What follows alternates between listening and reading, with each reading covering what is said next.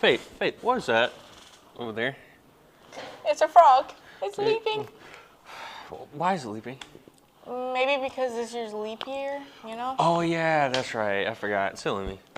Yeah, leap year is when there's an extra day in the year. So tomorrow is the extra day. Really, I did not know that. Dang. But like, since we're talking about that, we might as well talk about it on the show. You're right. YJP News starts now.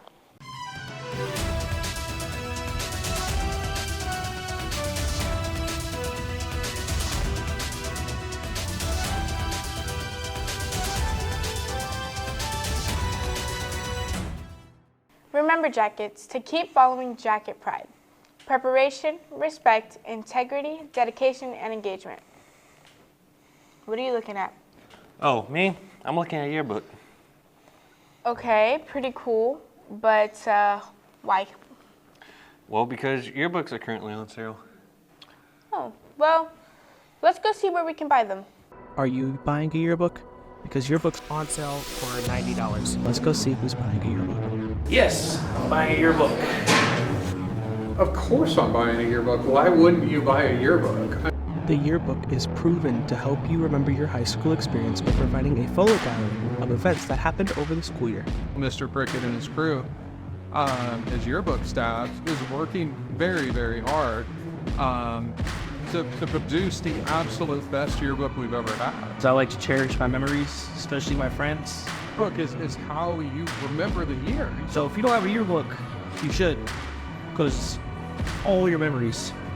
You know, honestly, I feel very strongly that everybody should buy a yearbook. So how do you buy a yearbook? First, go to the Bartow High School website. Then, search in the search bar, yearbook.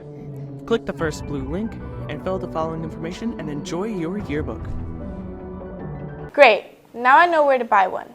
Say, you did look pretty excited for Leap Day earlier. Like, is it one of your favorite days?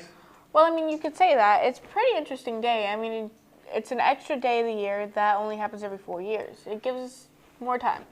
Yeah, I agree with you. But I do feel bad for the people whose birthdays and anniversaries fall on Leap Day, and like they can only celebrate it every few years. That's true, but I wonder what others around campus think people should do for leap years if they have birthdays or anniversaries. Well, I heard Steven was going around asking people about that very subject, so how about we go to him? Yeah, let's go to Steven for campus opinion.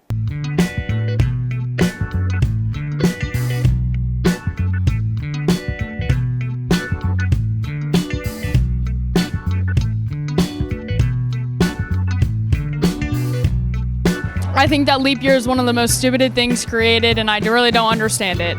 Leap year is kind of dumb because considering like we have 365 days a year, it's pointless to put 366. The only thing I think of is we add an extra day to February, and it's one day away from being closer to March and spring break.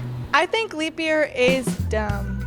I don't celebrate leap year, so It's just skipping a day. Like, who cares? Absolutely not. I just look forward to March 1st. I can tell you that right now. For an extra day in the year, I would go to Zaxby's, get some food, and go watch some baseball. With my extra day in the school year, I'm going to be playing a lacrosse game. probably do more schoolwork or an extracurricular activity. Well, if I'm at home, I'd probably be relaxing, or I'd probably be grading.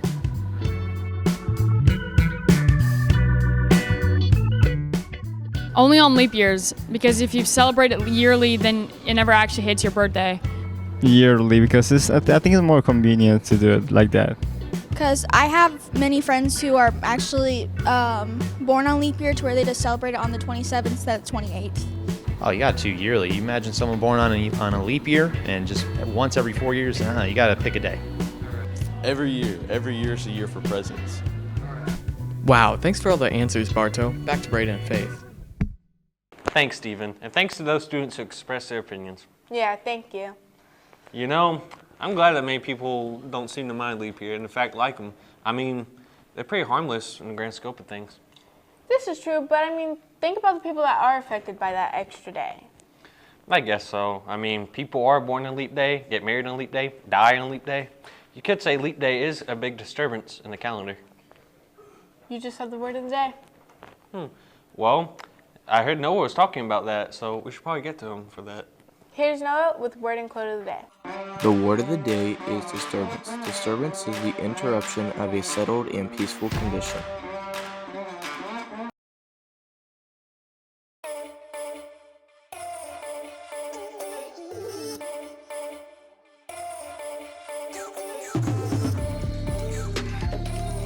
The quote of the day is, "You have to believe in yourself when no one else does." Serena Williams. Thanks, Noah. And what a wonderful quote from Serena Williams. It really is a wonderful quote. It is important to believe in yourself and believe that you can achieve any goal that you put your mind to, even if you're the only one that does. Exactly. I mean, look at Serena Williams herself, for example. She had a goal of playing tennis, she stuck to it, and now she's considered to be one of the greatest tennis players of all time. Yes, and part of her goal was getting fit. True, but why do you bring that up? Well, because Sebastian was talking about fitness, so I figured we could go to him. Let's do that. Here's Sebastian with fitness. All right, guys, welcome to the YJP News Fitness segment. In this segment, I'm going to be talking about what is a caloric deficit, what are maintenance calories, and what is a caloric surplus. So basically, maintenance calories is the amount of calories you need to eat in a day to keep that weight. If your activity is not that high and you don't go to the gym, it is good to find out what your maintenance calories are and stay at that level.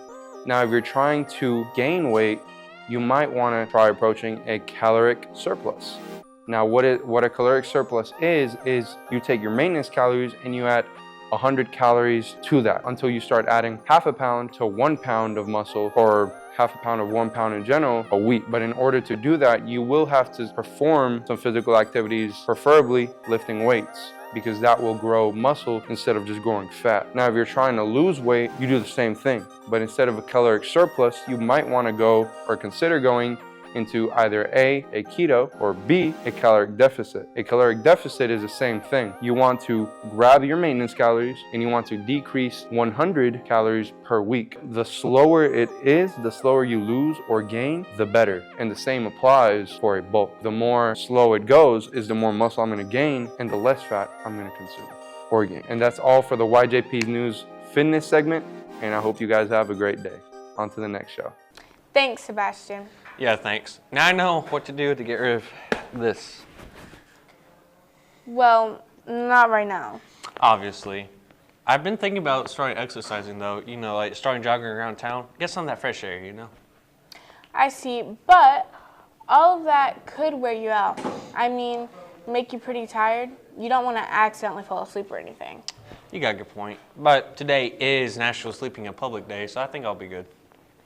I guess, but speaking, here's Jace with National Sleeping in Public Day.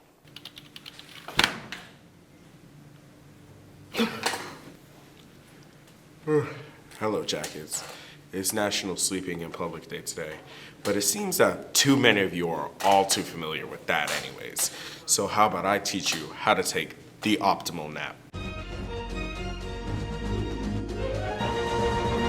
First tip, go home. You don't need to be sleeping in class or on the bus. That's 2.0 GPA activities, and you'd eventually just be like the people who don't even show up to school at all. Second tip, get to bed before 5 o'clock. While it is recommended to nap before 2 in the afternoon, we are all in a special situation where we need to be awake before 2 in the afternoon. And I already know you weren't going to be going to bed at a normal time anyways, so go to bed before 4 o'clock to get a nice enough nap. Third tip, keep your naps short to avoid sleep inertia or that feeling of grogginess and disorientation after you take a nap. And for your final tip, give yourself time to wake up after napping, especially if you need to do something that requires a reaction time. It can wait, your brain needs to catch up. Anyways, with this, I hope that you can get some good rest from now on. And, I mean, you have an extra day of sleep tomorrow, I guess, so, yeah.